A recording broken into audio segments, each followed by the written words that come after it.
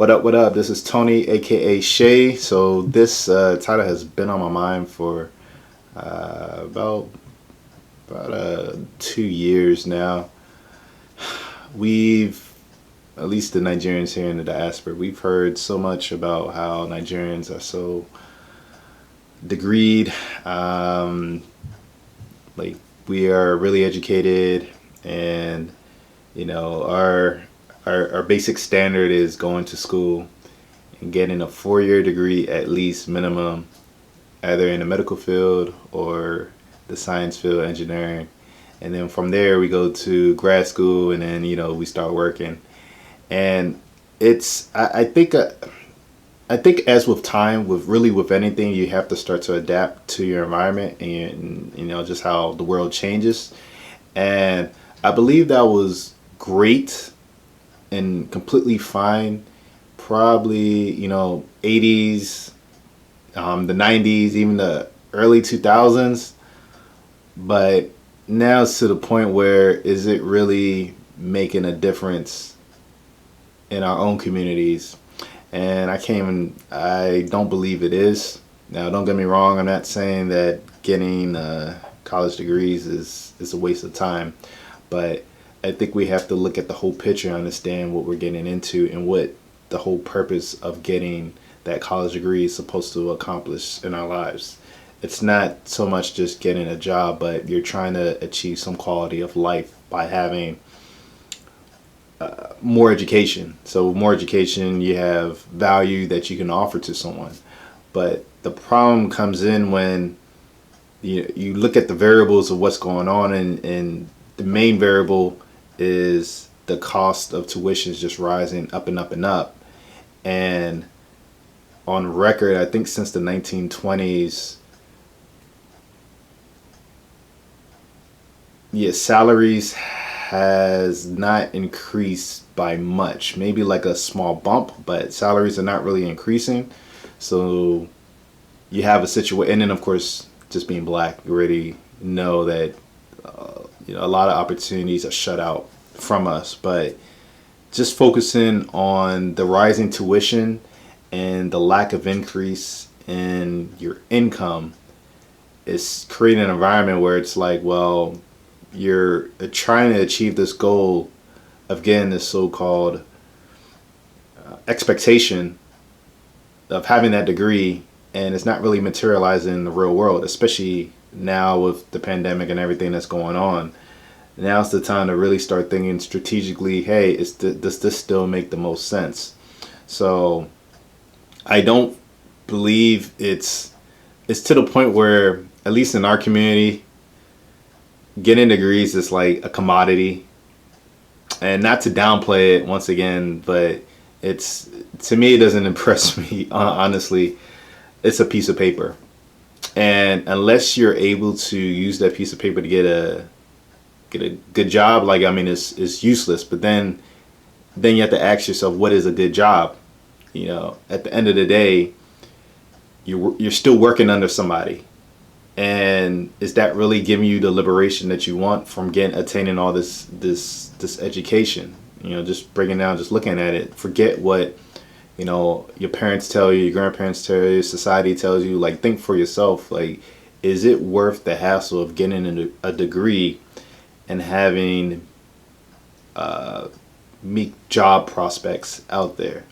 So yeah, when I look at other communities and I see how they go about their education, one thing I noticed that they have an end goal plan, and there's a point to what they're doing. So if they're gonna go into college, a lot of the times, and you probably know which communities I'm talking about, but when they go into college, they're thinking, a lot of them are thinking of, okay, I'm eventually going to run a business. I'm eventually going to be in a position where I control shit. Like, I'm not doing this just to be an employee all my life. I'm trying to be in a position where I can control some form of power, wealth, whatever it is. And then I can, just being immigrant class, I can transfer that wealth back home and dump it into the pot of wherever, you know, the mass majority of my people are. I think that's a better strategy than just going to school just to get a job. Because I mean, you know, it's, at least in America, it's really getting to a point where that middle class is starting to become non-existent when you really think about it. And I don't mean by income. So, you know, the U.S. classifies poor, middle income, and it doesn't really matter what the income is for the middle class when, like, your debt is high. So let's just say you have $100,000. I remember when I learned this about a couple doctors that went into medical school, but you have let's just say you're making $100,000, and the debt from school is like $300,000, and then you want to get a house. Let's just say the house, what's the average house price in America? I think it's around 200 something. Let's just say 200,000. So that's already what, 500, half a mil in debt. And then what, you got credit cards and then car notes and all that other stuff. And it's just like, well, yeah, you're making $100,000, but you the money is not really yours. It's going to other people. You're servicing other people with that job, and you know, effectively you just become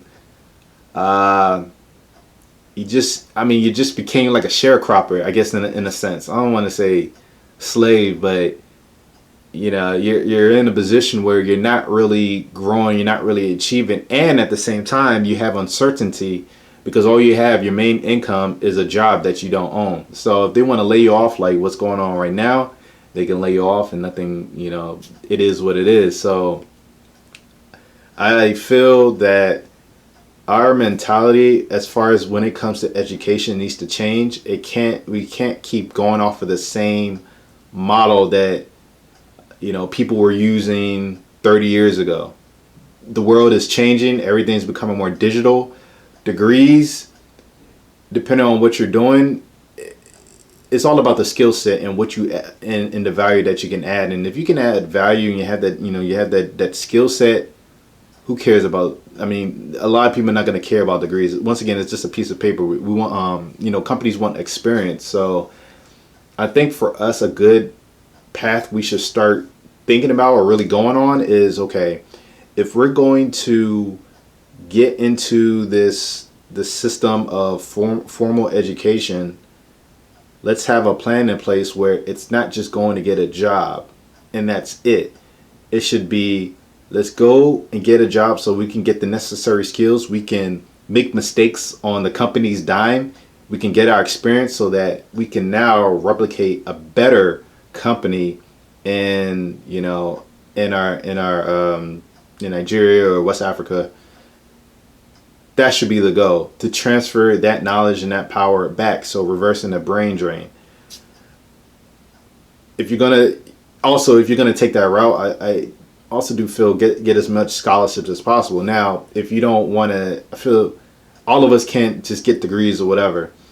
We should also have a good portion of our community that focuses on skilled trade and just understanding business, understanding structures, understanding financial statements, the financial sector, and how that all plays into having corporations, not just LLCs, businesses, one man, one woman shops, like really corporations like what we see happen in the States, or to name some, like Amazon, Coca-Cola, Tesla, like have corporations where if one thing goes wrong, we got a system in place that continues to go. So that's what that's what I feel we should start thinking about. We got to be flexible. We got to change the game plan, because if we don't, I mean, we're always going to be beholden to the person that has the job. And a lot of times, at least in America, it's the white man, and we know they ain't trying to really invest in our communities. We have to do it ourselves. I think if we're going to continue to get these jobs, let's do it so that, okay, we're pulling as much as we can so we can take those skills and at least feed it to somebody else, maybe train the ones coming up after us so that we can get on code and bring that wealth back to Nigeria. What are your thoughts? What you think?